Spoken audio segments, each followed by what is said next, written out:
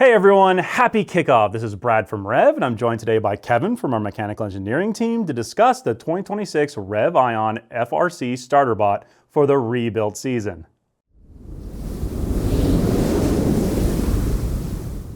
All right, Kevin, so let's start with, I guess, the game objectives, and one of the most important things is the game elements and the pieces themselves. So this is the fuel. Talk to me a bit about the fuel and the considerations for the Starterbot with this piece. So the fuel this year is actually a very unique game piece in the fact that while it's 6 inches and pretty standard in size, its exterior surface is slippery, which makes it kind of hard for things to interact with it, especially bumpers or intake wheels and stuff like that. Additionally, it doesn't compress much, so when you're handling multiple game pieces, you have to worry about jamming and stuff like that, and whether that's actually important to your robot. So what about the game elements? Like we have, the outpost, the depot, the bumps to worry about, or going under the trench, the hub and the funnel, and all these fuel everywhere. What was our design direction for Starterbot this year, and what was kind of the intention? So with field elements this year, it was important that Starterbot gave teams a good experience. This meant being able to drive over the bump, be able to pick off game pieces from the floor, as well as hold a bunch to maximize scoring capacity and launch them consistently. So our robot archetype eventually ended up being a drivetrain that can drive over the bump, an intake that can pick up off the floor, a cargo area that can hold a ton of game pieces, and a very consistent launcher that can work with your team in a scoring potential as well as passing.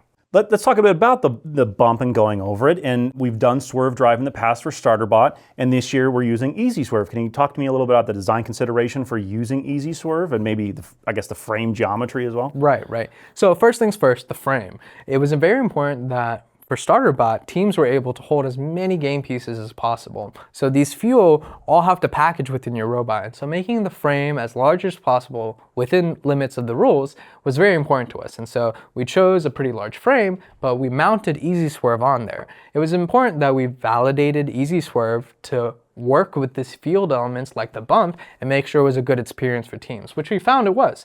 And so with that, this standard swerve chassis, which is compatible for easy swerve and max swerve, is really important in letting us attach other mechanisms, like we'll talk about the launcher and the conveyor and the intake all gets mounted to it.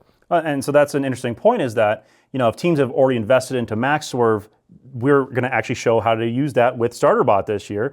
Or if you're a new and up-and-coming team, you're looking for a starting point, easy swerve can be maybe that good starting point for a swerve system. Exactly, and we'll be releasing build guide instructions as well as cut list and CAD for both options. Along with some of those design considerations, I guess the bumper is something to talk about. Right. While we don't normally provide plans for building the bumper, there are some things to consider about how you implement one, right? Exactly. And you'll be definitely needing a bumper this season, so it's important that we talk a little bit about how, for Starterbot, it's important that you place the hard parts of the bumper flush with the bottom drivetrain chassis rails. This is important when we're going over the bump. You don't have the weight of the robot damaging your bumper as you contact the bump at the vertex of it. So now we have our ability to drive the robot around. I guess now we need to collect some fuel. Right. So can you go through this kind of unpowered intake and the design considerations for that? So specifically for this intake, you could call it a 4-bar passive intake. So what this means is that we have a linkage mechanism that deploys passively at the beginning of the match with either you driving the robot around, turning on your intake rollers, stuff like that. It was important that we lowered the complexity of the mechanism to give teams as much room as possible to work with, while also making it passive and compliant for the rigors of the game field. And so we have our intake that deploys and is able to pick up game pieces off the ground with a relatively good amount of capacity in terms of intake width. As we're intaking the fuel, it kind of comes into effectively our cargo or our hopper kind of area. Mm-hmm. And I see that we're using a lot of the grid pattern polycarbonate. Was there any design considerations for that? And I guess that's the structure of the robot, really, right? Right. In the case that we made the frame rails the size that it was also important that we use that extra size to build up our space that we could hold game pieces. And so we utilized a bit of Ion build system standard structure and a bit of the new grid pattern polycarbonate to create deflectors and angled pieces to really let the cargo hold a bunch of game pieces, but also funnel them to critical areas of the robot, depending on what you want to do with the game pieces. Okay, and like you said, as they're in there now, we now have the conveyor system, which are effectively a bunch of RT25 belts. Right. Walk me through kind of the choice there. With this game piece, it was really important that we had ability to hold a ton, but also made sure they didn't jam in our system. We didn't rely just on gravity to move them from place to place. The RT25 belt and pulley system really lets us use the ion standard max spline holes to build 2 shafts and run belts between them and move these game pieces really effectively. In our testing, it was one of the best ways to move them between point A and B and in a really controlled manner. So it provides agitation to the cargo space while also really controlled movement if you were, for example, moving it backwards and passing through the intake. So you can not only can you intake and move them into the launcher, but if it gets jammed, you can, like you said, agitate it and kind of unjam it, or go for a pass and actually send it on out and get it across field, which is a really important part of the game that we're thinking might happen. So now as we have the fuel inside and it's on the conveyor, it's now coming to effectively the launcher system. Can you talk to me a bit about the launcher, design considerations there, and what are some of the elements going on? Big thing here was simplicity. So Starterbot, it was important that we took these game pieces and we scored them very consistently. And so we have our conveyor system, it gets deflected into our launcher subassembly. This subassembly was built on the inner rails of the swerve chassis. And so we have pretty standard spacing, we have a set of compliant wheels, the 6F flap wheels, and finally our launcher flywheel mechanism. And we combine all of this with the gridded polycarb to let us create a really natural mechanism for the game piece travel to both allow proper compression and give the game piece more contact time with the flywheel to actually hit the shot. And to some degree, I guess you have the adjustment there. If your team's strategy is to be more of a passer robot, you could adjust the angle a little bit to focus more on a passing direction. Exactly. The adjustability at the very top of the hood lets you do that in going for a more shallow shot or a higher shot to score into the hub. Looking at the 6F flap wheels and how those kind of break up the balls, or what is that interaction that they're doing and why are they so important to be there? With the 6F flap wheels, we have a unique ability of making sure we break up game pieces as they travel through the feeder system and eventually contact the flywheel launcher.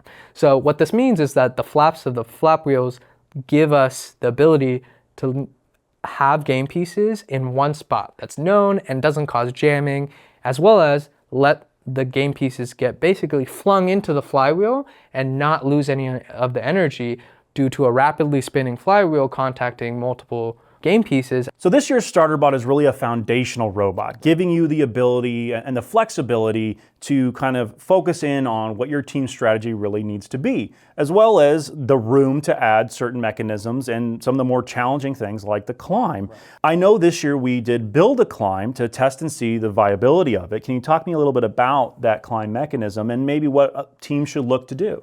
So while Starterbot focused on simplicity this year, we also wanted to make sure teams had the option to get points in other ways. And one of that is the climb mechanism. Making room for the climb mechanism for Starterbot was a priority, and as well as testing out whether climb was possible. In our testing, we noticed that it was really successful to come from a passively deployed hooks that swept underneath the bar and lifted vertically up using the upright of the tower to react against your bumpers to make that climb for a level 1. I guess to some degree, teams could utilize a very similar system or look to like a linear actuator, maybe even mounting in a different location, up to them on exactly which direction they want to go. Exactly.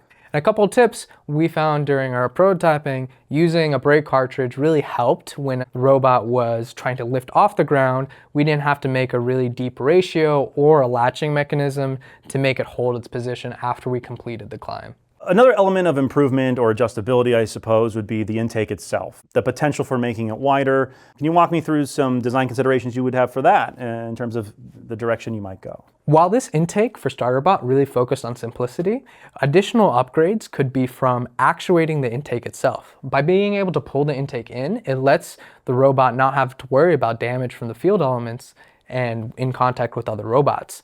Additionally, increasing intake width is a fundamental rule of playing this game. And so if we add custom intake plates made out of max composite, it really would let teams mount to the outer rails and maximize throughput of game pieces overall. So with this year's Starterbot, another consideration is it's a pretty large robot to have kind of maximum cargo space. Will there be any other additions to help with that cargo space? One of the things that you could do actually additionally on top of intake upgrades is adding a bit of surgical tubing or netting around the sides to make sure game pieces stay in the robot.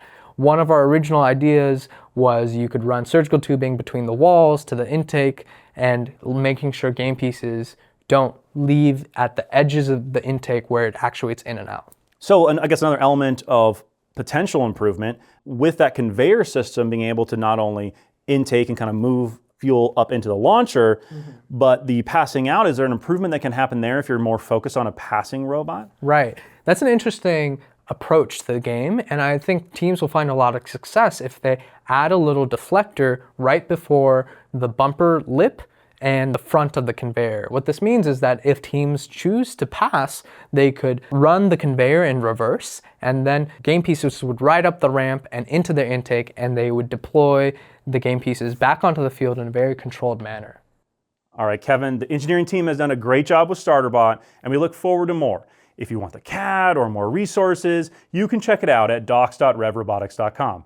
If you have any questions, you can leave it in the comments here, and we can always ask Kevin. But feel free to reach out to support@revrobotics.com. Thank you so much, and good luck in your season, the rebuild season.